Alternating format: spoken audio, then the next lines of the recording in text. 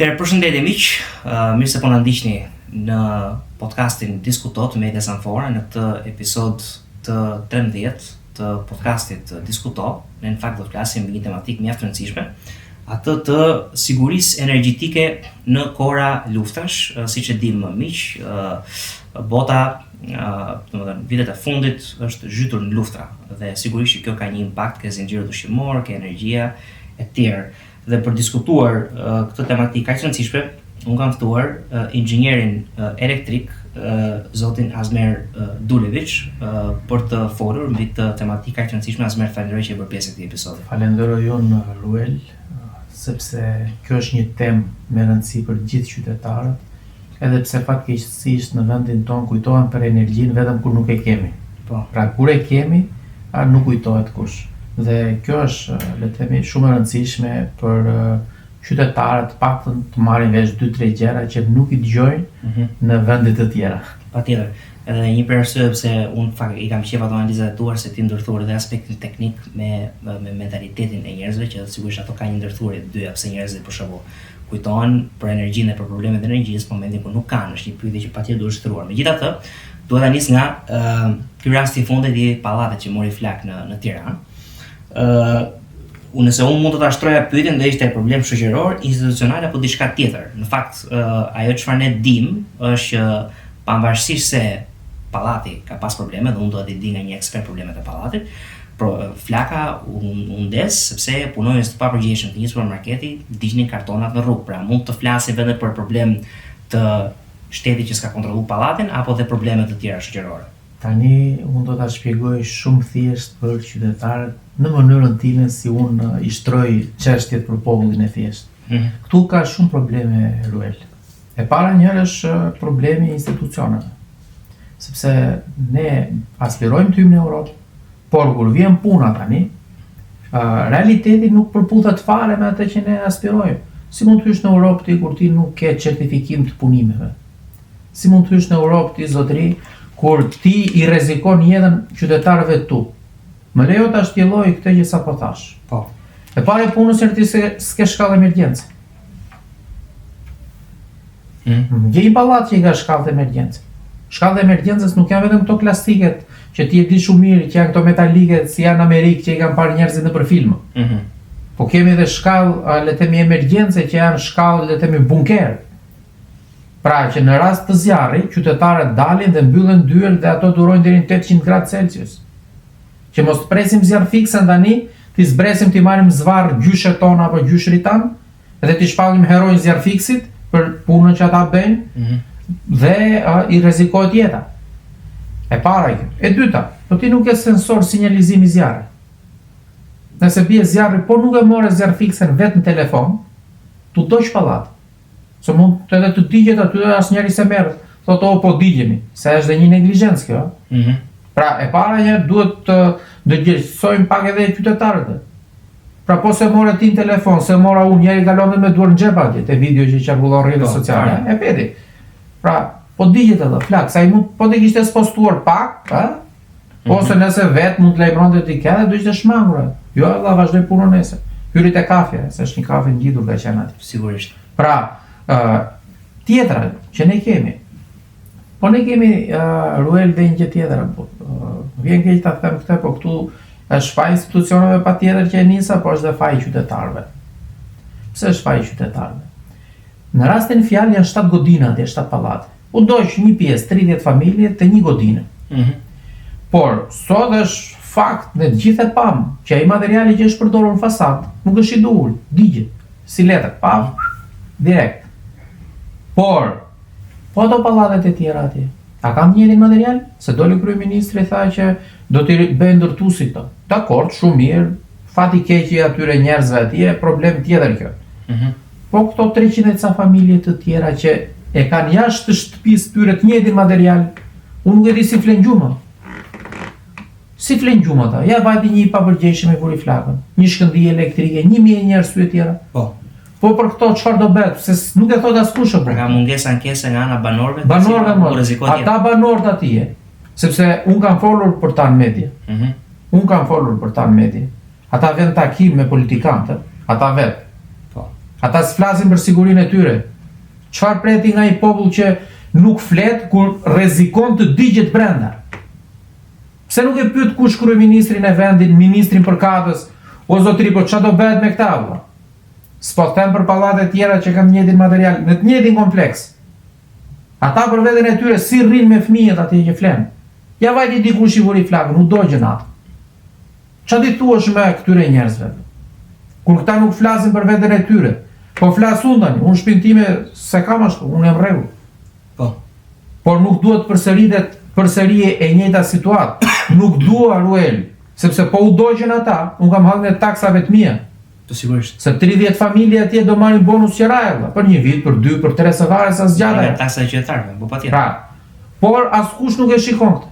Pra kur ata vetë nuk flasin, imagjino tani pjesën e institucioneve. Pra këtu ka patjetër problem nga ana e institucioneve, mungesa e ligjit, po kemi edhe një neglizhencë që të vesh duart në kokë nga ana e qytetarëve. Nuk i kërcet fare. Për sigurinë e tyre në fundit. Nuk i kërcet fare dhe një gjë që do doja të shtoja se bëri një analizë shumë shtjelluar me cilën bie absolutisht shumë dakord. Unë për shkak kam ndjek këto kur ndodhi një ngjarje, i kam ndjek kanale televizive që kanë folur për ngjarjen dhe domethënë pralla ose historia niste gjithmonë nga mesi. Pra, u fliste për lejen e ndërtimit, për problemet me mënyrën si pallati ishte ndërtuar etj, ndërkohë që askush nuk fliste për si mori flak gjëja domethënë. Pra 2 punonjës të papërgjegjshëm të një supermarketi në një mënyrë nuk e di a mund ta quajmë kafshërore apo jo, djegin nuk shef. Po pikërisht pra, po duhet të thënë kjo që 2 individ si në asnjë vend tjetër të Evropës ku ne duam ta aderojmë, dogjën karton. Si mund të lihen ato mbetjet? Po. Sepse ky është një problem pastaj edhe estetike, se mua më shqetëson shumë kjo. Kur ti shet 2500 euro metrin katror, po si hedh plerat të vllat? Pra poshtë aty ke supermarketi, po kujt po i kërcet? S'u bën përshtypje njerëzve. Por e kam bërë 2500 euro në shtëpinë time, kam paguar ambientin e përbashkët unë.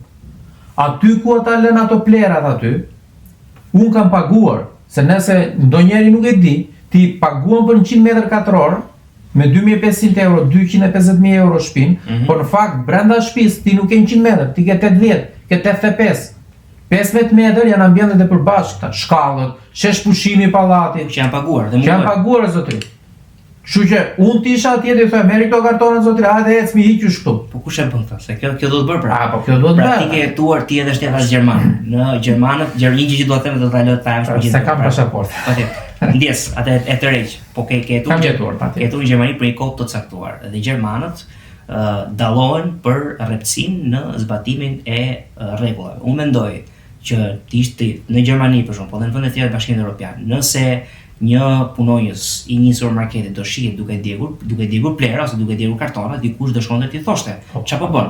Ose do merrte policinë telefon. Më thuaj mua, ndodh kjo në Afganistan? Sigurisht jo. Nuk ka shanse, madje mua ndodh shpesh herë Ruel në rrjetet e mia sociale ose edhe në intervista televizive, kur më jepet mundësia, se i shikoj komentet me vëmendje.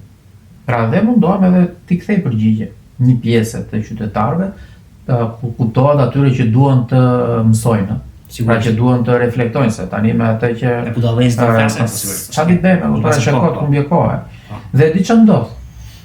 Më thonë Ruel shpesh herë, ç'ke inxhinier apo? Ç'ke apo gjithë kështu janë, rregullo për veten tënde. Kjo rregullo për veten tënde. Kjo i jep shpjegim të gjithë situatës aktuale, qoftë politike, qoftë sociale, qoftë ekonomike në vendin tonë.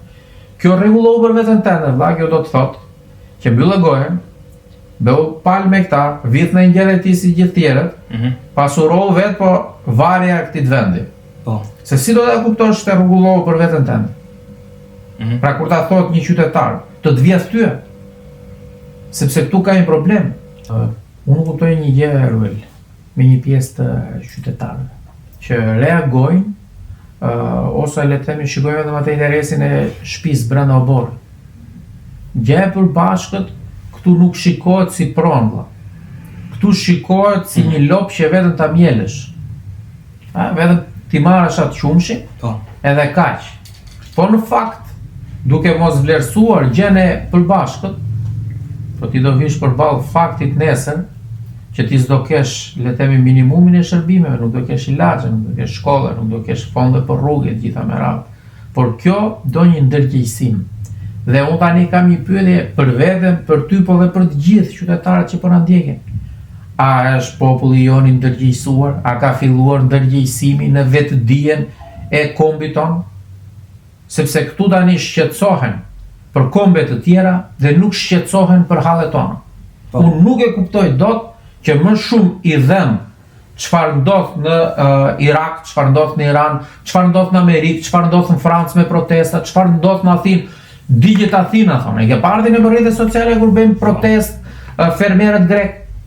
Atyre bravo i qoftë se ata i marrin ato që duan. Po ti je idiot që komenton aty. Ti çfarë po bën? Pra, po e blen domaten me 4.000 lekë. Ti që i mbjell ato domatet nga ana tjetër që je fermer, i hedh në kanal dhe thua bravo popullit grek, sepse kur duhet reagim ne nuk reagojmë zotri. Ne marrim shembuj energjia, kriza e gjitha me radhë. Po a e din shqiptarët që ne kemi çmimin më të lartë të energjisë në Ballkan? Dhe më lejo të argumentoj këto. Kemi çmimin më të lartë se kanë bërë një është spektakël kjo që kanë bërë. Bravo i qoftë. Kur gjejnë këtë popull. Te fatura e energjisë elektrike shkruhet çmimi i energjisë, po them kur është mbi 700 kW, 9.5 lekë kilovatore plus 20% TVSH. Kur e dëgjon pamjet parë duket 9.5 mirë. Po kjo 20% TVSH. Çmimi real është 11.4 lekë. Se ti po i nxorë lekë nuk merr gjë mbrapa, se nuk je biznes zotri. 11.4 lekë kemi çmimin e si ditën, si natën, në çfarë do ore, i njëjti çmim. Po e di sa ka Kosova. Kosova ka faturime fasha orare, ne nuk jemi sa Kosova sot. Nuk kemi në të njëjtin nivel si Kosova. Ke çmim natë, çmim ditë. Ditën e ke rreth 7.3 cent kilovatorin, natën e ke 3.4 cent. Gjys për gjys. Po çfarë do të thotë kjo? Për familjet që s'kan mundësi, le të vën lavatriçe natën, le të vën dushin, le të gatuajnë natën, po kurse në lekë. Pra shteti në Kosovë kërkon që mos të vjedh qytetarët e vet. Patjetër, por unë shikoj Ruel nga ana teknike. Kjo është ana ekonomike, le të merren ata të ekonomisë. Përfitojnë qytetarët kurse në lekë më shumë për xhepat e tyre. Unë shikoj nga ana teknike. Si e shikoj? Ne kemi një problem shumë të madh, ne kemi humbjet më të mëdha në rrjet, mbi 20% zyrtare. Sepse unë dyshoj janë më shumë, po i referohem dhanave zyrtare. Humbjet këtu te ne vinë si pasojë e ngarkesës së rrjetit. Ku është ngarkesa nga ora 6 deri 10 mbrëmjes. Edhe pak ditë do fillojnë telat, do kputen, do pëlcasin kablot. Sepse të gjithë kthehen nga puna, të gjithë përdorin elektroshtëpiake. Pra nëse shteti do bënte faturimin Shqipëri çmim ditë çmim natë, do përfitonin qytetarët se do kursenin, po do përfitonte edhe shteti se nuk do t'i dëmtoheshin linjat më zotri. Nuk do kisha shumë ngarkim në rrjet. Bravo, është win-win. Po.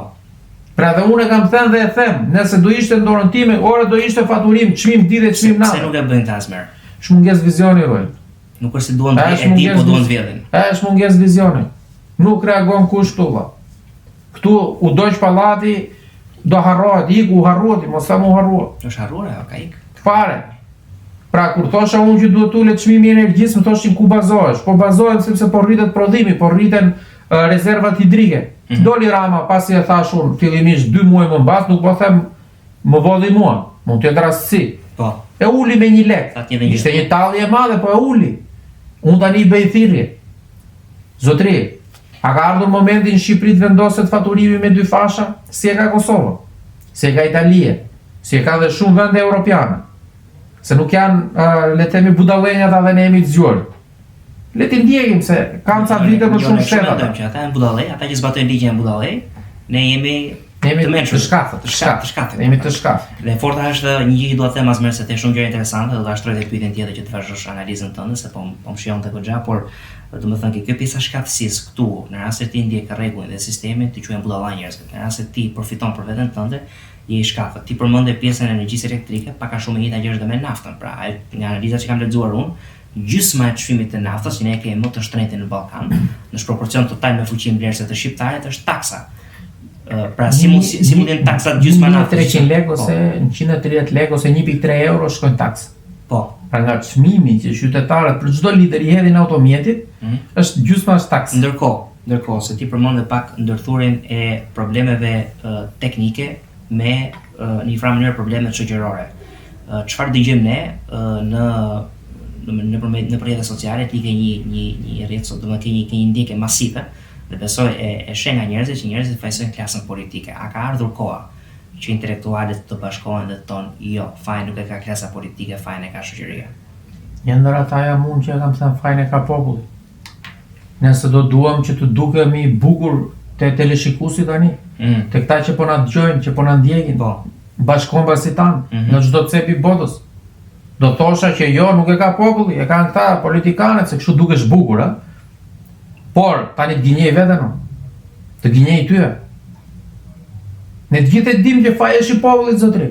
Një popull që shitet, një popull që nuk kërkon të drejtat e veta. Çfarë preti nga ky popull?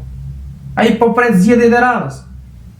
Të marri, bakshishin për votë. Jo vetëm lek, se nuk është vetëm lek, se këtu e ngatrojmë. Shitja, unë e quaj është më e rënd ai i cili shitet për një vend pune, sepse je skllav i saj. Po. Sepse do them një analizë që se ka thënë askush këtu. Kur vjen ndryshimi? Ndryshimi në një vend si Shqipëria ose në vendet ngjashme vjen kur ka shumë popullsi dhe ka reagim masiv. Po çfarë ndryshimi do vi ku këtu 720.000 ke pensionisti, 400.000 ke fëmijë që zvotojnë, 200.000 administratë. Po këto janë kalkuluara. Sigurisht. Pra ne jemi as sa një lagje Milanos si popullsi. Këtu nesër bën zgjedhje dihet sa merr ky plus minus është llogaritur. Dhe ndërkohë në kohë kur njerëzit po largohen nga Shqipëria, çuditërisht çmimet e apartamenteve dhe qerat për këto apartamente rriten. Dhe shohim shtetin shqiptar që thotë tregu lirësh këto. Kërkesë ofertë, nuk ka asnjë mase në mënyrë që ata njerëz që kanë zgjedhur ta jetojnë jetën në Shqipëri të kenë mundësi të paguajnë koste më të ulta për shtëpitë e tyre ose qera më të ulta në rast se janë qeramarrës. Pra, shkojmë po prapë ajo që the ti që është mungesë vizioni. Këta duan të vjedhin dhe vetëm ka jetë në momentin kur ti ke një shoqëri që nuk reagon, kur je pushtetar, ke dhe aftësinë, ke dhe lirinë ta bësh këtë gjë. Edhe një gjë tjetër përpara se shkoj ke pyetje teknike të tjera që kam, ti përmendë standardet evropiane. Një prej gjërave që ne dëgjojmë shumë është që shqiptarët janë pro-perëndimor, janë pro-evropianë etj. Dhe kjo mund të jetë politikisht e vërtetë. Por kur vjen puna tek standardet reale të Bashkimit Evropian, Shqipëria është vite dritë larg dhe unë kam frikën, nuk e di ç'mendon ti as më për këtë, që kur ne të hymë në BE, gjërat do ngelin totalisht një lloj në aspektin e mundësisë së njerëzve. Ta shtroj pak ndryshe? Patjetër. Pse shqiptarët janë pro BE-s? Sepse pjesa më e madhe e shqiptarëve mendojnë se duke hyrë në Europë do marrin valixhet dhe do ikin me atë pasaportën tonë që janë pjesë e BE-s të punojnë ku të duan. Kështu e shikojmë ne Bashkimin Evropian. Pyeti njerëzit, merr feedback. Pse kujtoni se duan të hyjnë në Europë që të rritet cilësia? Se duan vlera fare, s'ka lidhje. Është ekonomia, është vetëm lek. Fare po zotëria i thotë unë me pasaportë ikin në Gjermani nuk pres më për vizë. E provoj, s'pëlqen Gjermania, vetë ja fus në Spanjë, ja fus në Franca, bëj prova kështu. Pra, këta nuk e kuptojnë dha që BE-ja nuk është kjo se ke ca benefite, po ke edhe ca probleme zotëri. Sigurisht. Ke edhe ca detyrime ti. Pra, madje ta dëgjojnë mirë shqiptarët, nuk është se nëse hyn në 2029, në 2030, pak rëndësi ka hyrë sot në Europë dhe ditën tjetër me vrap ti ke drejt pune. Jo, ka një farë kohë kjo. Mund shkoj nga 2 vjet deri në 7 vjet, që vendet ndryshme japin okejn, që ti po ke drejt pune. Ti hyn në Europë, por që të kesh drejt pune do ca filtra të tjerë. Se di që do na kryqëzojmë për këtë që po them, po. Shikojmë pak historikun e Kroacisë, sa vite ju deshën. Duhet thënë gjërat e vërteta. Po, kemi realitet, gënjej vetëm tani. Kroacia është ku e punë ne dhe një gjë tjetër do të them që përveç kësaj gjës, për arsye ekonomike që njerëzit duan të punojnë diku tjetër, për shkak të pagave të ulta këtu ka shumë arsye, nuk është se është vetëm faji njerëzve, por nga ana tjetër është dhe ky iluzioni që në momentin kur ne të futemi në BE, ky vend do bëhet domethënë, sepse njerëzit nuk e në Shqipëri shoqëria nuk e kupton si bëhet ndryshimi. Pra këta kujtojnë se futemi në BE dhe çdo gjë ndryshon dhe këta nuk kanë nevojë as lëvizin gishtin duke pirë raki nga hani i lagjes edhe duke pa Big Brother. Shqipëria do bëhet një vend evropian vetëm se u futën në BE. Pra është një popull që nuk kupton si ndryshon shoqëria. Këto faza e ka kaluar Rumania me Bullgarinë. Po të shkosh në qytetet të Rumanisë ose të Bullgarisë, i kenë më keq se në Shqipëri. Janë BE, kanë disa vite. Sigurisht. Po s'ka standarde fare, janë katandi. Zero më rrugë me gropa si tute ne. Nuk po them se ne jemi më mirë. Por është e njëjta mundësi, është e njëjta gjë. Pra ata po bëhen 20 vjet gati në BE. Akoma rrugë me gropa. Pra nuk ka të bëjë nëse ti hyre në BE dhe ti në këtë moment u bëre europian. Po kjo ka të bëjë me standardin që ti vendos. Ne duhet vendosim njërë standardin që ore dale të bëjmë njërë vendin tonë, të kemi respekt për vendin tonë. Sigurisht. Kemi respekt, le themi, për ata që na përfaqësojnë. A ke parë nivelin e parlamentit shqiptar si është? Skandalos. Është duar në kohë. Dhe kur dhe një gjithë votë, do të lutë vazhdo vetëm një koment vogël ke parlamentit, kur i thua deputetëve të opozitës që ti fiton 0 vota duke godit kryeministrinë Molotov dhe duke shku duke kanos deputet mazhorancës. Sado e keqe ti ka mazhorancë, unë jam i bindur se kjo shqipëria më korruptuar që ka pasur në Shqipëri, por kur ti manifeston sjellje barbarësh, e ke të pamundur të fitosh dhe atë pak elektorat gri që mund të ketë edukat dhe që shkon për të votuar dhe mund të japë votën ty. Kur e thua këtë, të quajnë të Ramës. Këta i bëjnë thirrje ruel shpesh intelektualëve që pse nuk na bashkohen, pse heshtin e gjitha me radhë fal. Unë nëse vete protest, nëse protesta ka kauzë çmimin e naftës, po do vetes. Për mua pak rëndësi ka kush e organizon. Si kam vajtur në shumë protesta. Ama, nëse unë vi për çmimin e naftës dhe e gjithë narrativa e protestës është për liderin e një partie që është non grata, i cili nuk frymëzon që në këndvështrimin tim njëri shqiptar të shpresoj të ardhmen e tij dhe të fëmijëve të tij, të një politikan me dritë hije, me pikë pyetje, po që nuk ka dhe vizion në këndvështrimin tim, mua më duket abuzim me besimin e qytetarëve që vinë dhe bashkohen, se të vinë një herë, po nuk vinë më herës tjetër dhe ka ta ndisesh ngel vetën, si shumë parti që kanë provuar edhe tek pullë. Parti fisi, parti shokësh, parti të atyre që ke vënë për lista, të atyre që marrin e rrogë, se njerëzit tani i shikojnë këto ruel. Sigurisht. Unë mendoj se ka ardhur koha në Shqipëri e vetmja shpresë që mund të jetë për elektoratin gri, sepse jemi, duhet të thënë kjo, më shumë ne që nuk votojmë ose populli që nuk voton se ata që votojnë. Si do t'i ngresh ti vëlla? Këta që nuk dalin të votojnë, ditën e votimeve. Qa do bësht? E vetmja mundësia është te kandidatët e pavarur, kur vinë zgjedhjet në 2029. Pra, tek pull, del Rueli, në program me vizion, pse? Sepse nuk e edhe barën e partisë. Nuk e edhe veprimet e gabuara që ka bërë partia mbi super. Ja mund vlla. Je sigur që ndodh kjo, sepse për shembull unë do të pyes edhe pak dhe për partitë e reja, po në 11 maj, me të gjithë kritikat që ne mund t'i bëjmë partive të reja, shqiptarët kishin alternativa përveç PS-s dhe PD-s dhe nuk i votuan, i abandonuan. Pra çfarë na bën të mendojnë që kur dalin ta kandidatë e pavarur, kur dalë Azmeri nesër, pavarësisht ti mori një numër të konsiderueshëm votash në zgjedhjet e kaluara, por kur dalë ky kandidat i pavarur do fitojë. Çfarë na bën ne të mendojmë që populli do t'i votojë këta figura të pavarura? Ja ta shpjegoj unë. Në 11 maj, themi drejtën, populli i vuri në test partitë e reja. Unë kam qenë pjesë, kam qenë kandidat. Për ta parë njërë, ore dale, një sekundë njërë. Se këta sa po u krijuan, ti testojmë njërë. Ti japim një deputet, 2 deputete, për të parë si do reagojnë. Dhe nëse herës tjetër do ta meritojnë apo jo? Unë mendoj se një pjesë e partive të reja nuk e kaloi test. Dhe më beso për test që në zgjedhjet e radhës janë në rendit lirë. Dhe pse mendoj unë që kandidatët e pavarur mund të kenë, nuk po them kandidat, se këtu duhet bëjmë një qartësim ruel. Se këtu edhe në për lista partish, dalin muajin e fundit i ve partia, nuk i njeh kush. Ora duhet aktivizëm i vazhdueshëm. Më thuaj mua një kandidati që ka qenë nga të gjitha partitë që vazhdon aktivizmin po një lloj si punë ime. Nuk fitova. Nga partitë e reja. Nga partitë e reja flas. Më thuaj një emër. Të pandërprerë. Nuk më vjen ndërmendje.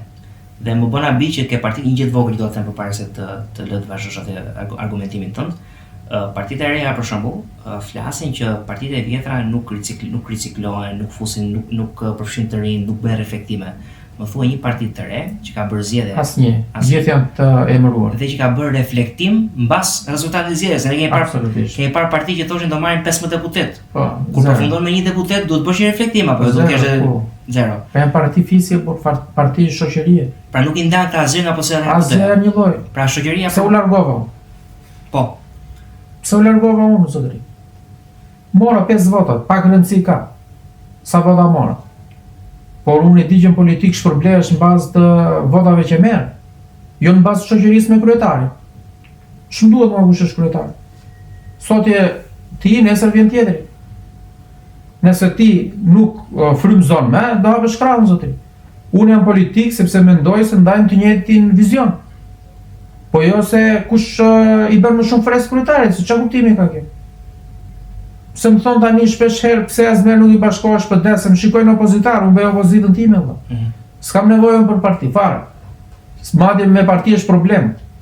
Sepse me partiti do rishte vije parti se të tërheqin veshin, thonë shikoj se ky është Joni më fol se. Po. Ne dim si funksionon. Sigurisht. Prandaj unë them pavarurit është mundësia e fundit. Se unë po të hyj në parlament 2029. Kush do më kapi mua nga xhaketa? Kur unë kam fituar vet nga qytetarët, kryetari i partisë s'ka kryetar këtu, unë jam vetë. Sigurisht. Se kryetari i partisë ka dhe hallin e fondeve vëlla që merren nga KQZ-ja. Se marrin lekë ata. Po sigurisht. Se nuk është rrin kod aty ata dhe po se vetë sakrifikohen. Pra ti beson që shturja e sistemit vjen vetëm me kandidat pavarur. Kjo është me kandidat pavarur që kanë impakt publik dhe që nuk dalin një muaj para zgjedhjeve, se kjo është pastaj e shestisur. Edhe kjo është e vërtetë se për shembull ne në çdo palë zgjedhje ka figura groteske që shfaqin opinionin publik një muaj, 2 muaj para zgjedhjeve dhe vënë bën fushat. Në një kohë që ti për shembull pra figura si ti ju jeni opozitar gjatë kohës, te keni bërë aktivizëm gjatë kohës, mandati mos gaboj asmerr, në një maj ka ikur për pak vota, që tregon fakt edhe jo vetëm problemet që ka politika jonë, por edhe problemet që ka sistemi jonë, sepse ky është një sistem bastard. Unë kuptova që politika është frymëzim. Duhet të frymëzosh njerëzit. Duhet që njerëzit e ty të gjejnë veten, se jo të gjithë do kandidojnë. Pra atë që nuk ja ofron asnjë parti, po ja dhe ti njerëzit votojnë. Ruel, nga partitë e reja, nga kandidatët, unë në vërtet nuk fitova. Nga të gjitha partitë, po unë kam marrë vota më shumë nga të gjithë. Qoftë edhe vetëm në emrin tim, pa partinë. Po. Sepse ishim listat hapura. Në Fier kam votuar rreth 120.000 veta. Ne morëm në total 9.264. Mbaj mend. Po. Në Tiranë kam votuar rreth 380.000 veta, 400.000 veta. U mora rreth 14.000 vota. Ku janë marrë më shumë vota, në Fier apo në Tiranë? Si përqindje janë marrë Fier. Në bazë numrit popullsisë. Pra, kjo është politika. Po. Kjo është ajo që reflektohet te qytetarët. Pra, unë vërtet nuk fitova. Ama unë kam marrë më shumë vota se kryeqyteti. Po. Por, në 2029 dhe nëse unë kandidoj në Tiranë, më besoj që kam për të marrë më shumë se në Fier, dhe jam i bindur për të. Sepse më votojnë edhe të tjerë, sepse unë nuk kërkova vota se jam nga Fieri, unë kam marrë lushnjë vota. Se qarku i Fierit ka 6 bashki, ka marrë në Divjak, ka marrë në Ballësh, ka marrë në Patos. Pra që mlidh mua me Patosi, apo me Divjak. Po qytetarët gjetën veten e tyre te unë, dhe unë do isha zeri i tyre. Pra siç ne fajsojmë qytetarët për problemet shoqërore, nuk mund të fajsojmë dot për mungesën e frymëzimit nga ana e politikanëve që hiqen si të rinj apo jo. Patjetër. Është simbiozë e gjithë. Po. Është simbiozë. Bashkëveprim. Është bashkëveprim, por që të vinë ndryshimi, unë e them të dhe jam i bindur. Që të vinë ndryshimi, nuk vjen nga këta që dalin votime shpesh herë në çdo palë votimesh. Se në pjesa më e madhe voton me tifozlik. Po janë të blerë. Vjen nga ata që nuk dalin. Unë kam marrë shumë vota në Fier që kanë dalë për mua. Po. Që nuk kanë votuar 3 pak zgjedhjet e fundit. Po në Tiranë është shumica që nuk del. Janë rreth 1 milion votues në Tiranë. 400.000 janë shumë pak që votojnë. Pjesa tjetër e përçmon procesin zgjedhor. Dhe ajo çfarë partit mendojnë, partitë të vjetra kryesisht, po dhe partitë e reja. Dhe kur them partitë e vjetra, pse është pushtet ka fjalën për PD-n, po dhe partitë e reja, çfarë këta nuk kuptojnë mendoj unë, është që ti nuk mund dot të marrësh votat e këtyre 600.000-ve duke përdorur taktikat e këtyre 400.000-ve. Eksakt. se bën dot. Eksakt. Pra ka tifoz, ka militant që janë gati të bëhen mish për top për Sali Berishën. Po militanti është militant, është e Votën aty mund t'ja marrësh me këtë strategji, por votën time të Azmerit nuk ke shanse ta marrësh. Këta nuk e kuptojnë. Unë nuk mendoj që është mos kuptimi. Unë mendoj që është çështje brumi politik, praktike këtë shoqëri, edhe partitë produkti kësaj shoqërie janë. Pra kur flas për partitë e reja nuk u përmendem, po dihet. Këto parti se janë një 54 aktive. Këto partitë e reja ne nuk mund të presim dot që të funksionojnë ndryshe nga partitë e vjetra, sepse baza e aktivistëve vjen nga njëjta shoqëri. Eksakt. Dhe ky është problemi themelor, dhe prandaj këtu mendoj unë, e kam ndonjë gjithmonë se zgjidhje këtë është që ky vend shpëtimin e vetëm paket ka arsime. Nëse ti fillon ata që janë 1 vjeç tani dhe arsimon sin perëndim me se ç'a ndodh me sistemin arsimor shqiptar, të nxjerrim fizikant, të nxjerrim inxhinierë që ta i marrë Gjermania, por edukat qytetare fare, të prodhosh qytetar të angazhuar që duan të ndryshojnë gjëra fare, prodhosh qytetar që ti thotë ti tjetër mos e hidha të plerën aty në rrugë, pra të ketë konsciencën qytetare, po të ketë trimërin të përballet me dikë që po shkel ligjin, fare. Ti shumë mirë bën analizën, po nëse bëhet ky ndryshim, populli sot një pjesë ka mendjen te buka. Sigurisht. Po shkojnë teatro, do kërkoj pastaj edhe ngrohje atje te teatro. Aha. Do kërkoj edhe kushte të tjera, edhe parkim ku ta lëri makinën. Po kur të vej në shtëpi do kërkoj që ti laj syt aty, mos vëri depozit me, po s'ka ujë. Pra ti mendon se kësaj klase politike intereson rritja e ndërgjegjësimit qytetar, respekti për veten dhe kërkimi të drejtave. Po absolutisht. Atyre intereson kjo gjendje. Madje edhe kur del ti, dalin dhe shumë të tjerë, që jep një propozim të tillë ti shpallesh direkt armik zotri, sepse është si biznes. Po. Nëse ti hap të njëjtën gjë që ka një konkurrent, ty do të vërin shinjestër se ti i prish tregun aty. Dhe këto që themi ne, po i cënojnë ta. Se po mos i cënojnë, po s'merren njeri fare ruan. Është një sistem i kapur dhe unë mendoj që për shembull Faikonisa ka pas një shprehje shumë të bukur, i thoshte shqiptarët kur humbasin trenin nuk thonë që e humbën, por na iku. Pra ne në ADN-n ton si popull, pra është shumë ndryshme që mos ta kemi vetëm ne, mund ta kenë edhe grekët, mund ta kenë edhe popujt e Ballkanit, popujt mesatar, por ne kemi shumë teksuar, e kemi vështirë të themi jemi gabim. Pra gjithmonë përgjegjësinë e projektojmë te Serbia, te Greqia, te klasa politike, ke ku çdo lloj armiku të jashtëm, në vend se të merrem me problemet tona. Na mundohemi që t'ja veshim dështimin ton dikujt tjetër. Në momentin e zgjedhjeve në Fierë, kur marrë unë jemi vetmi nga politikanët të rinjët vjetër që urova kundërshtarë. Po. Një standard perëndimor do të thënë, një standard thellësisht shqiptar. Ti bie murit me kokën. Po humba. Fituan ato. I vollën i bën, kisha forcë për t'i ndaluar, jo. Madje një pjesë më ta ore ç'a bën, si i thua, kupton ti perceptimi? Ti mendon që zgjedhjet në Shqipëri vjen për shkak se unë kam qenë gjithmonë i bindur se ka inxhinierim të vollës nëpërmjet paras, por nuk ka vjedhje. Këtu ka kapje. Këtu ka kapje të shtetit nga në shumë zona nga bandat që kontrollojnë, le të themi, ekonominë e zonave të caktuara, sepse kapja dhe vjedhja nuk bëhet duke e marrë me zorë dhe votokte.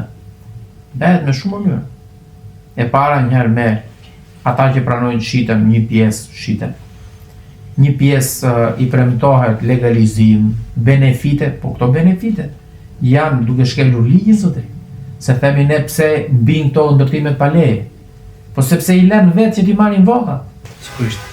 Se si ndërtoka e sa pa njëri edhe? Është mekanizëm i gjithë. Po është mekanizëm i gjitha. Po kush i vet drejtorat këtu në për institucione? Vjen me merit këto? Sigurisht jo. Një specialist, le të themi, në bashki, një specialist në një institucion, pak rëndësi ka ku është. Është me i miri ky dhe u zgjodh? Apo mbledh vota për partinë dhe u vu? Sa ka një ndryshim shumë të madh. Gjej një drejtor në Republikën e Shqipërisë që zhven për shkak meritës tij. Shumë pakët. Nuk po them fare, se ka mentalitet, nuk jam absolutist në qasjet e mia, por shumë pak. Pak të sa njoh unë. Dhe një trend shumë interesant që kemi parë asmerë, që unë kam folur disa herë për këtë trend në rrjetet e mia sociale, është që në rast se drejtorët burra e marrin me lek, e marrin me miqësi, shohim një numër të madh të drejtoreshave gra në administratën shtetërore, të cilat në fakt janë velina të krimit organizuar. Pra, këtu ke jo vetëm nepotizmin dhe transaksionalizmin, pra korrupsionin. Po tani ke krimin që përveç se ka infiltruar ekonominë e çdo gjë tjetër, po infiltron edhe në administratë shtetërore. Patjetër do përfaqësuesit e vet. Pra, sepse nuk ket njëri lek kot Ruel. Dhe pse unë kam dhënë përfundimin që nuk ja vlen me parti politike valla. Nuk ja vlen me. Sepse krimi ose kushdo që investon, qoftë edhe me banera, qoftë edhe me reklama, nuk t'jep njëri lek kot, harroje. Po të sot 5 lek do të kërkoj 500. Po. Se këtu është zanafilla e korrupsionit. Por në momentin që ti je vlla vet, i merr vet, je me dorë të pastër. Të ka pëlqyer njerëzit kanë votuar, kush do të kapi prej xhaketet ty? Pra, është le të themi një situatë e gjitha në favor të disa personave. Si gjykon se ti përmendë pjesën e korrupsionit? Dhe patjetër që këtu korrupsioni më i madh bëhet në nivele të larta, që kemi parë edhe këtë dosjet e Akshit të Belinda Ballukut dhe tash. Por Marta Kos, komisionerja për zgjerimin e Bashkimit Evropian, erdhi në Tiranë para ca kohësh dhe tha që ju tha korrupsionin e keni normalizuar, e keni pjesë shoqërisë dhe në fakt është e vërteta, këtë ti e sheh kudo. Pra edhe në spital po shkosh për shembull, unë ka rastis kam parë vetë pacient që mjeku nuk i kërkon lek. Dhe ai mbasi ka marrë shërbimin, ndihet i detyruar t'i japi lek, se nuk e kupton që e ka të drejtat shërbim, nuk e ka, pra a i gjykon të drejtat deklarat e Marta Kosit për normalizimin e korrupsionit në shoqërinë shqiptare? Kjo nuk është vetëm Shqipëri, kjo është në gjithë Ballkanin. Po. Pra, po Shqipëri flasim nëse këtu jemi. Po të ndalemi vetëm te Shqipëria, po patjetër. Ktu është bërë normale. Pra pjesa e korrupsionit, po edhe kur dikush nuk ta kërkon. Pra e ka normalizuar. Madje nëse del dikush tjetër, një mjek i ri për shembull që refuzon në mënyrë kategorike, edhe pacientët nuk do shkojnë me tek ai. Se do thonë, ore mos nuk është i mirë ky që është që ka budalla, s'po merr ka lek. Se ky pra ndihet si le familjarin dorë, po. Jo, lecohen. Pra në momentin që jep 5000 lek policit, sikur ndihesh mirë ja hodha. Se kjo është mentaliteti, është pjesa e mentalitetit. Po, që të ndryshojë kjo, Ruel, do duhen shumë breza. Pa do duhen jashtëzakonisht shumë breza. Pse them këtë? Sepse kam vënë në re se ne shpesh herë dhe unë vetë i pari një pjesë të degradimit të shoqërisë shqiptare ja vë brezit prindërve tanë ose gjyshërve që kanë lindur në komunizëm. Ashtu ka qenë sistemi, ata bën çmundën, iku ajo pjesë. Ajo që më shqetëson është me të rinjtë e moshës tonë. Shikon djemë dhe vajza, 25, 30, 28. Po që shikojnë të vetmen derë për të avancuar në karrierë, servilizmin politik. Civia e tyre është deputeti i zonës. Po. Që ti të marrësh një pozicion, për atë që ti je shkolluar zotri. Po. Duhet ta marrësh në bazë të eksperiencës dhe kualifikimeve që ke, jo në bazë të njohjeve të tua personale, të prindit, apo të atij që ka tundur flamurin më shumë dhe ka marrë më shumë vota i ka futur thesi partisë. Se themi ne pse nuk bashkohen intelektualët. Po pse duhet bashkohet një intelektual i formuar brenda ose jashtë vendit me këtë sistem? Zotri, jam inxhinier. Kam bërë ca vite shkollë këtu në Shqipëri, kam një 14 kualifikime jashtë Shqipërisë. Jam pjesë e shoqatës inxhinierëve në Hong Kong. Tani, pse duhet shtriu mbas, le të themi, deputetit zonës? Deputeti i zonës është shërbëtori im. Që shqetësimet e mia vetë ngrej atje. Dhe e themir këtë shërbëtor sepse termi në anglisht është public servant, pra shërbëtor. Është shërbëtori im zotri. Shërbëtor interesit publik. Unë kam votuar që shqetësimet e mia t'i ngrej atje. Po çfarë bëjnë këta?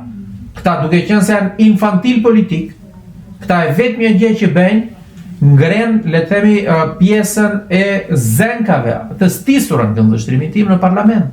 Dhe kjo është, le të themi, një problem shumë i madh që ndodh fatkeqësisht në vendin tonë. Në fakt, një pyetje që ju kisha zmerr në raport me të rinjt, se ti përmendë të rinjt në politikë.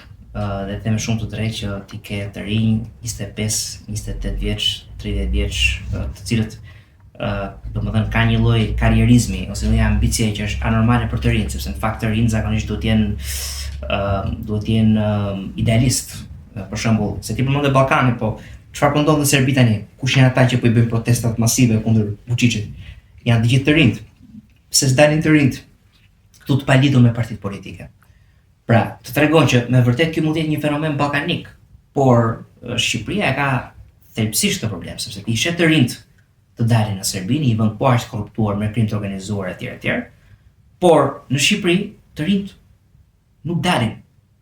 Dhe në vend se dalin, i sheh që janë i tharë më të mëdhenj se sa të vjetrit në raport me partitë e vjetra apo dhe udhëheqësit e këtyre partive. M'fal, prindrit e këtyre të rinjve në Shqipëri ku punojnë? Pjesa më e madhe i ke në Shqipëri. Sigurisht. Dikush në administrat, dikush ka një biznes, dikush se kështu është e lidhur këtu tani. Në Serbi mund të jenë 10 milion banor. Shqipëri 1 milion e gjys. Ja 2 për t'i bërë qefin vetes. Tu një gjithë. Nëse ai del, i vjen mbasdi dhe prindit atje i thonë, po shikoj fëmia jote se. Hajde le të vi me ne. Le të vi me ne se do ta ndihmojmë, të hyjmë punë, bëhet drejtor. Po më gjen një vend normal mua aty që një 23 vjeçar të jetë drejtori i përgjithshëm në një institucion. Çfarë? Më gjen një. Kemi qenë gjithë në atë moshë. Unë kur reflektoj se jam 35 vjeç tani, kur kam qenë 23-24, nuk kam qenë i formuar aq sa duhet sa jam tani. Po. Dhe jam koshient. Kur të jem 45 do them po përsëri tani, se robi njeriu gjatë gjithë kohës është në mësim, jeta është mësim dhe eksperiencë. Patjetër. Nëse ti nuk e ke marrë këtë eksperiencë, çfarë do drejtosh? Do më drejtoj mua një inxhinier tani 23 vjeçar, sa po ka dalë nga shkolla? Kur unë kam shumë vite eksperiencë. Po. Që të bësh, le të themi, menaxherin, po ti duhet të njohësh një proceset e punës, po jo nga banka e shkollës, te zyra e partisë, nga zyra e partisë drejtor. Këto janë pastaj këto shpenduritë që kthej nga fakti që duke ditur që spaku e bën punën ashtu siç duhet, këta kanë frikë të firmosin dhe vën kalamaj aty për t'i faturuar përgjegjësinë ligjore. Se rasti për shembull 26 vjeçarit mos gaboj që bëhet drejtor, zëvendës drejtor porti në Durrës, në rast që më kujtohet ashtu siç duhet, po mbaj mend që kam folur edhe për këtë pjesë, është një prej këtyre, por ti ke edhe për shembull kur flasim politikën e jashtme se ti di që unë flas për gjë politikën. Ke ambasadorë që janë, domethënë, ke ambasadorën e re 26 vjeç në Katar. Treqameti, domethënë, si mund të jetë një fëmijë 26 vjeç të shkojë të bëhet ambasador, të përfaqësojë një vend, se ambasadori është përveç se duhet të ketë eksperiencë të përvojë në politikën e jashtme. Është imazh. Duhet të ketë pjekuri. Tani unë fakt ne po diskutojmë këtë pjesën e shoqërisë, por duhet të shkoja pak e disa probleme më teknike sepse e di që ti je ustadi ka ajo pjesë. Tani kur flasim për problemet me menaxhimin e resurseve dhe energjinë, për shembull, në Vlorë ndodhi pak një rast që mos gaboj para pak kohësh ku qyteti ngeli diku ke disa ditë pa ujë. Pra që i di qyteti ishte pa ujë. Është akoma pa ujë një pjesë.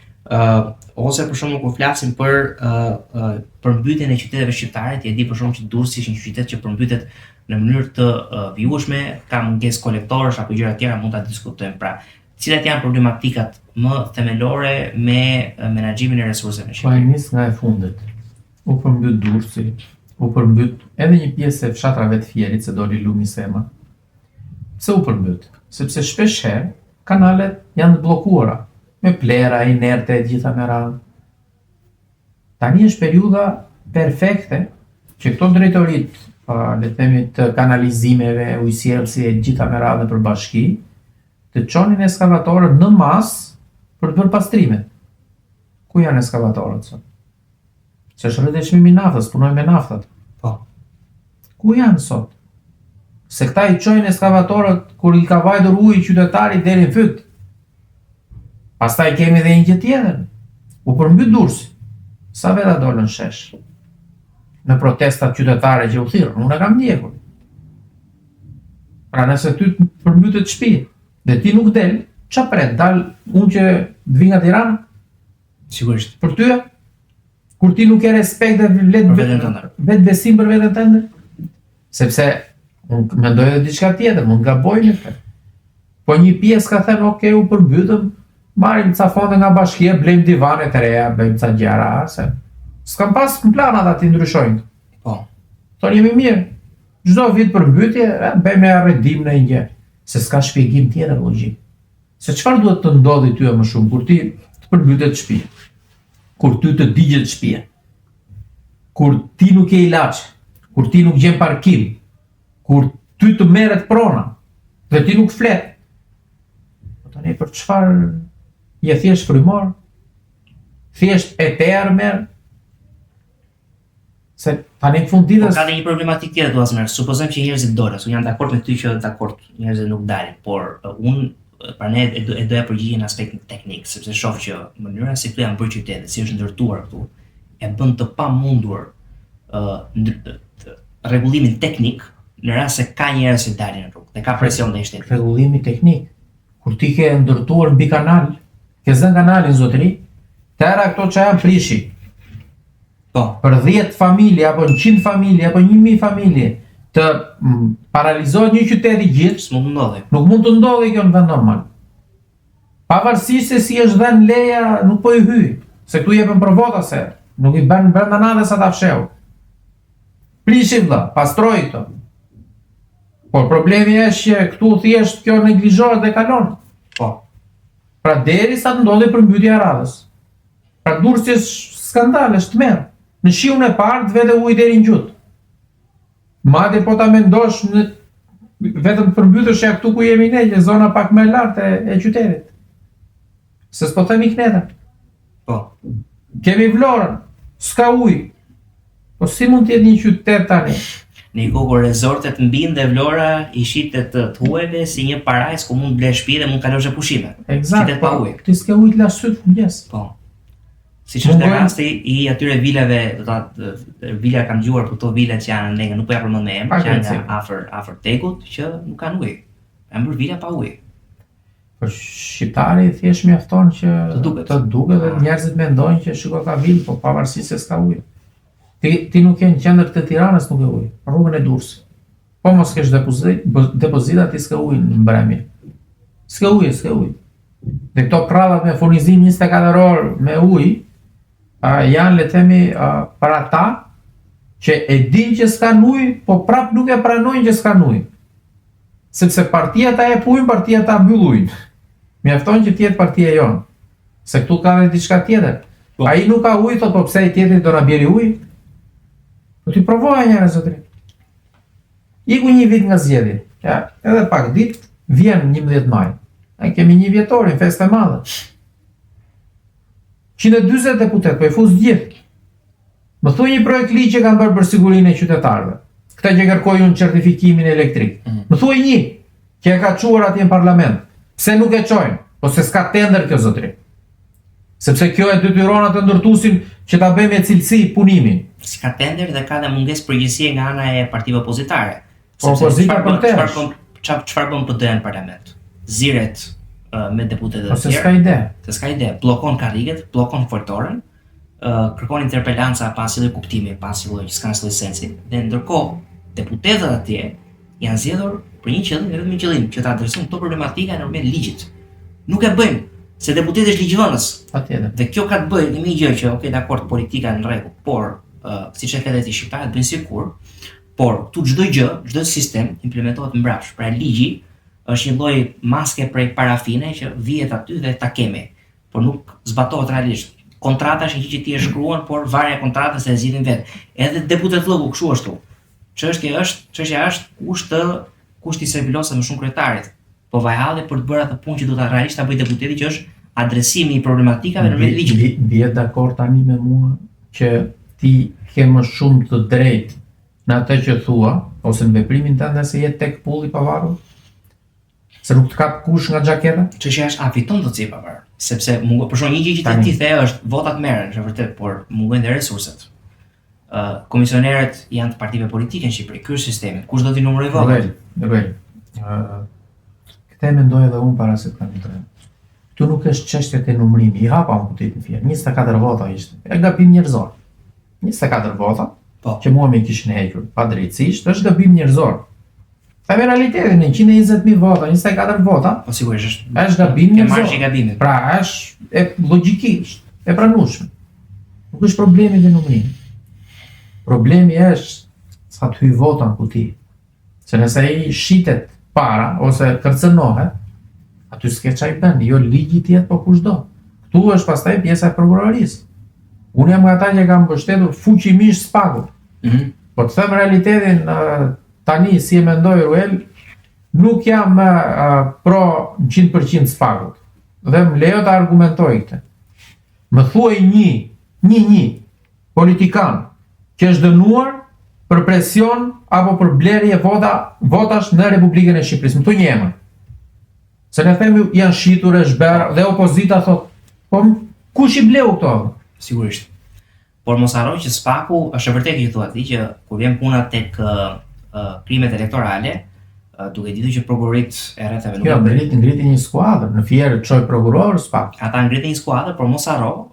Zero. Dakor, por mos harro asmerr që ti të ngresh akuza, do të bësh një investigim për një kohë të gjatë, nuk është gjë e thjeshtë. Dhe SPAK-u tani me çka kam dëgjuar unë dhe me çfarë shohim, është i zënë me korrupsionin e niveleve të larta.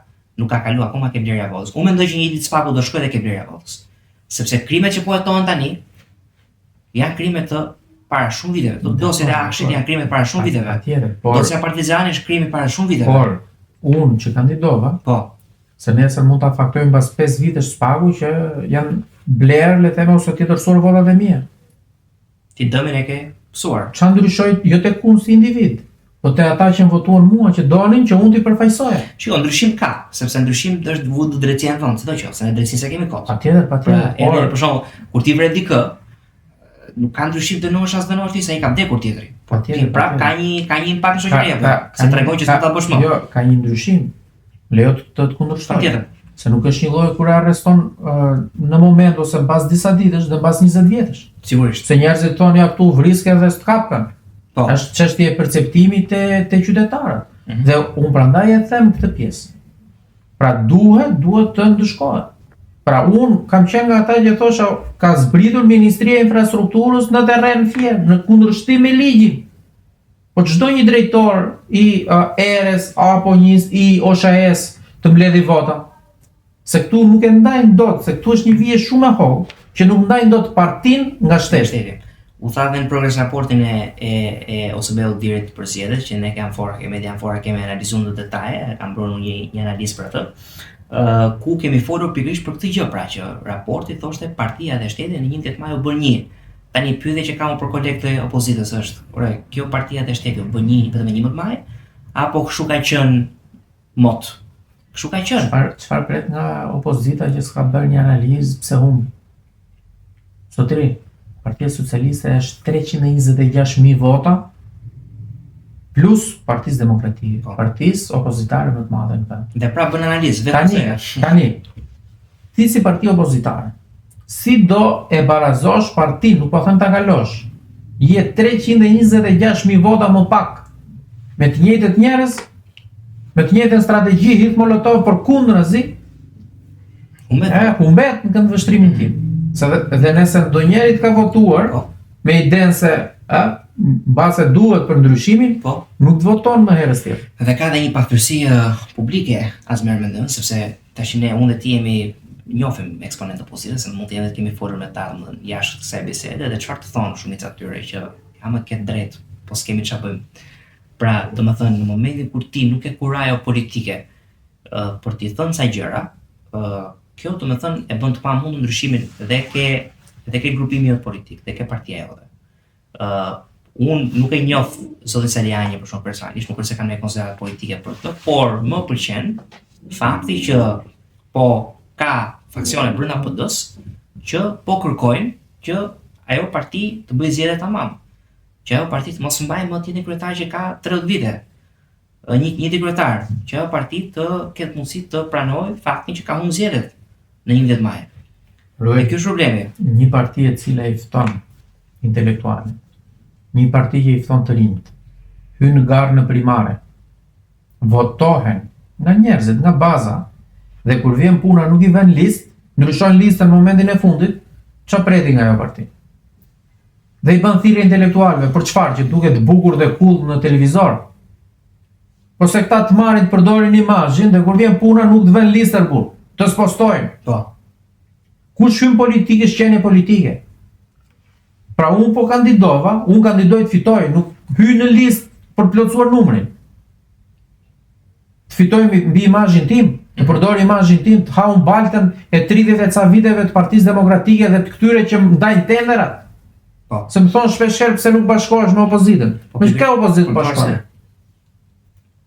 Për këtë arsye. Dhe ka një gjë tjetër që për shembull, domethënë, një që kam vënë unë është mungesa e përgjegjësisë dhe llogaridhënies dhe ke thecit e partive të reja.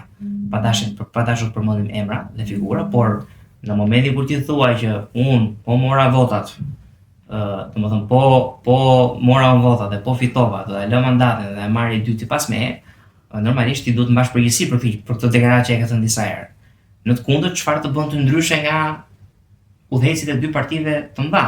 Okej, ti s'ke vjedhur si ata, nuk je korruptuar si ata, po kur ti thua do fitoj, dhe nëse fitoj i dyti, nëse ne marrim një deputet, i dyti do futet pas meje, po jo unë, dhe këtë nuk e mban si premtim, atëherë këtu ka një gjë që kërcet apo jo? Patjetër. Gjë më e thjeshtë që mund të bëj çdo kush është jetë opozitar. Po. Me beso për këtë. Se ti s'ke gjë në dorë. Në momentin që ti ke provën e parë dhe ti nuk e mban atë që ke thënë, ti e ke humbur, le të themi, betejën për të qenë ndryshe nga këta që janë. Se çfarë ndryshimi ka? Pra, ku është, le të themi, reflektimi që kanë, le të themi, qytetarët. Po. Sepse njerëzit ta japin një besimin, ta japin dhe votën. Ta japin votën. Nuk është e thjeshtë marrësh votën në rrugë, më beso për këtë. Shqiptari s'bën një like në rrjetet sociale, jo më të japi votën kot. Po. Ka dhënë edhe Është shumë e thellë kjo. Po. Kush do të shohë? Tu është e komunizmit këtu. Që njerëzit janë survejuar për shumë kohë dhe janë tani me kështu me post traumatic stress disorder. Pra kanë Por rrjetet sociale kanë bërë një gjë që hapin nga 3-4 profile dhe shajnë në mënyrë kështu, po. Jo, shprehen, janë si valvull shkarkimi shpeshherë. Po. Pra që qetësohet, le të themi, pjesa e popullit. Po. Dhe kjo është për tu vlerësuar që na ka mundsuar Marguta. Pra që shërben si një valvull që njerëzit të qetësohen, sepse në momentin kur ti ke frikë nga hija jote, në momentin që ti je i ngarkuar nga shumë gjëra, e vetmja valvull mbetet pastaj TikToku, Instagrami dhe Facebooku të mbi 60 vjeçarët. Ose do të bësh denoncime ke jeta ushqef, sepse ke hallin që po shkosh në polici, do të ai që ti ku ti ke bërë denoncimin do t'i thojë personit që ti po denoncon. Që në fakt kjo mund të ketë ndodhur, po ja ndodhi. Ti çfarë do bësh si qytetar? Do bësh pikacak dhe do të çosh ke jeta ushqef. Është ngulitur. Shkulitur pra, po ky është problemi. Çonte dikush në Saranda. E fundit që do të them do ta lë. Pra, në rast se ti, për shembull, t'japi shumë konkret, ke shtëpia ime ku banojnë tani, dhe prindërve të mi, se banoj me ta. Domethënë, bëshin punime sipër, po jo punime kështu normale, punime me çekan, bjerë çekanit ishte ditë pushimi pashk, ora 1:03. Marr policinë në telefon i them si është legjislacioni për këtë ditë, çfarë mund të punoj këtu në ditë pushimi. Tha deri në 3. Po më thash, do pres deri në orën 3, mbaroj, nëse në orën 3 nuk mbaron, do të marr telefon. Dhe mbaroj në fakt në 3, po në rast se do vazhdon do merr policinë në telefon. Të tjerë, shqiptarë çfarë bën për shkak? E kap atë audio dhe ja çon jetës së shqip. Po çfarë ndryshimi bën ti në momentin kur ti s'bën kallëzim penal, ose të paktën nuk kanë kohë, nuk po të për kallëzim penal. Ankohet të paktën. Pra ky është problemi. Një shqiptar normal ty do të thoshte spion dhe fuks. Sepse është urrëtia ndaj shtetit pra. Pra, është ajo që tham në fillim që nuk e ndajnë dot atë të mirën e përbashkët me të mirën vetjake. Nëse ti ngre zërin për një gjë që nuk shkon, pra në vend që ton bravo se po tregon qytetari, pra që dikush po hedh plerat mes parkut, dhe nëse ti reagon, do të thonë o spion. Po. A kupton tani mentalitetin? Ai që të thot dhe të komenton në këtë lloj forme, ai e ka bërë vetë ose e mendon dhe vetë ta bëj.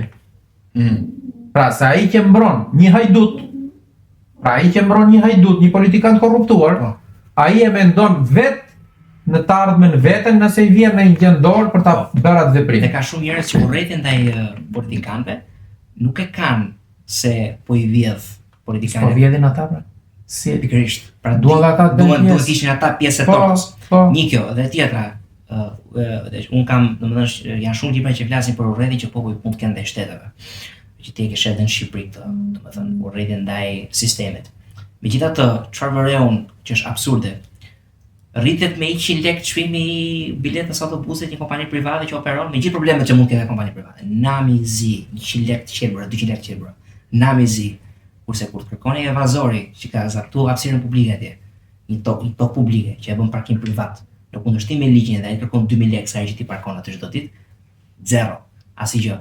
Pra, vjen logjika e kësaj e cila është ky popull thjesht urren shtetin apo. Patjetër. Ja bën halal atë që kërkon 2000 lekë për parkuar në mënyrë të paligjshme, ai që i ofron shërbimin në mënyrë të rregullt, thotë jo, si jap asnjë lekë tiun. Po është me letë shash dhe të merresh me të doptin në mund. Me kompani private. Nëse budallënja njerëzit shajnë deputetin e zonës. Ti shikoj ai do ta mbaj mirë. Se nesër do të përfitojë dhe ai në një gjë. Po. Kurse kompani private i bie shpreh atje. Na pin gjakun. Ai është kompani private, ta bën çfarë dojnë funditës. E rregullon ligji, nëse ka hapësirë ai e përdor. Po këta që të vjedhin me thas. Po. Por këtu nuk reagojnë. Dhe ky është problemi vetë. Çon një qytetar para disa ditësh një video nga Saranda, sa zbrisiste nga ashensori, ishin telat, kablot aty te lidhjet elektrike. Skandal, që në mëse vende një fëmijë kapte në liste jetën, me dorë. Në fund fare, një mesazh pak i gjatë, një fjali. Anonim. Të lutem anonim. Njerë thash nuk do ta nxjerr fare. Ai s'ka respekt për veten apo çfarë shumë duhet mua me pallatin e tij apo. Se kështu i bie tani apo jo. E nxorra. Po kjo të lutem anonim.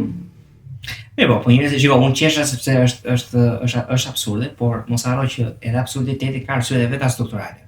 Sepse kur dikush të vjen të kërcënon. Pra ti shiko, ti je një qytetar që pagon taksa, je një qytetar i përgjegjshëm. Një barbar që ti e ke denoncuar të vjen dhe të kërcënon. Tani ti një jetë ke. Për çfarë do ta shpenzosh kohën tënde duke prish gjakun tënd se të vjen të kërcënon dikush. Pra jo anonim të lutem, nga këtu vjen, nga ajo vjen. Patjetër, po kështu i bie që ne mos flasim për asgjë, se të kërcënon i forti pallat.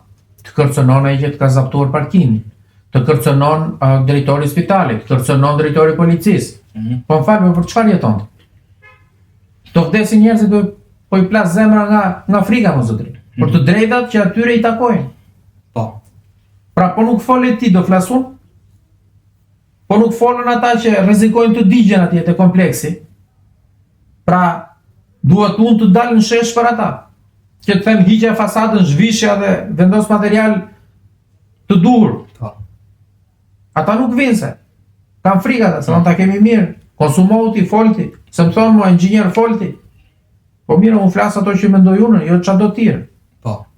Se e keq kuptojnë të.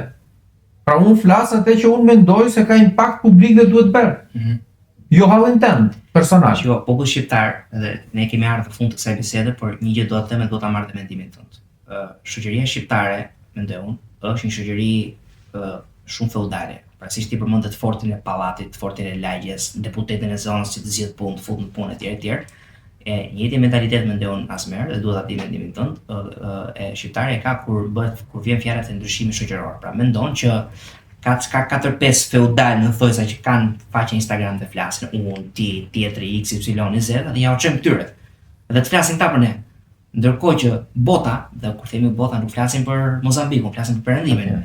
Perëndimi është ndërtuar në këtë ide që individi ka e merr vetë atë destinin e vet në dorën e vet, fatin e vet në dorën e vet dhe reagon për veten e vet, lufton për veten e vet. Dhe në rast se shumë individ bëhen bashkë me ditën kaos, atëherë po mund të flasësh, po jo ti çosh të përqendrohen gjithë ankesat e popullatës tek disa individ, që edhe ata fuqizohen në fakt në mënyrë pa drejtë. Patjetër. Siç kemi këto mediat që vënë gjobë. Pastaj kalojnë tjetër stad. Pra e sheh ti kështu të patjetër, edhe kjo qëndron sepse e kanë më të thjeshtë nëse një shqetësim që kanë e adresojnë te dikush që mund ta shpalosi shqetësimin e tyre.